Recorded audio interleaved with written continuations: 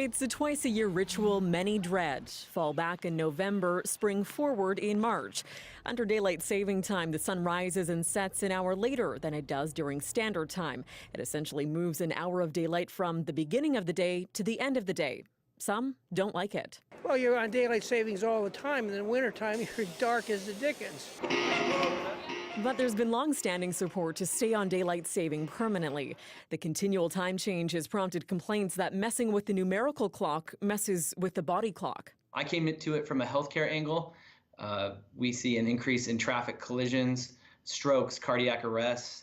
And that's why he put forward legislation that would put an end to Washington State's back and forth time change, complete with the hashtag Ditch the Switch. I heard a lot from parents, too, who really dread the clock switching. So just a general wave of support and enthusiasm for this. But even if Governor Jay Inslee signs off on the bill, it would still need support on the federal level with congressional approval. No matter what happens across the line, though, there's overwhelming support for BC to be in sync with Washington State.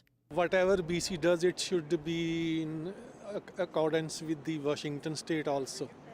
We consider them as our own people. If you're doing cross-border business, they're going to close an hour early before our time or an hour late. Doesn't make any sense in that aspect. Especially in the wintertime, it would throw off like when you're going to plan your day, when the sun's going to go down and all that stuff, right? So will BC follow Washington State's lead? Premier John Horgan is open to the idea. In fact, he wrote a letter last month to the governors of Washington State, Oregon, and California, calling for consistency up and down the West Coast. He writes, "I understand that all our Pacific Coast jurisdictions are currently considering the same issue, albeit in different ways. It is clear, however, that a change in any of these jurisdictions in our time zone would have significant impacts on British Columbia.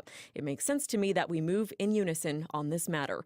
Signs that change could be in the air, or rather on the clocks, here as well, and not soon enough for some. Tanya Fletcher, CBC News, Vancouver.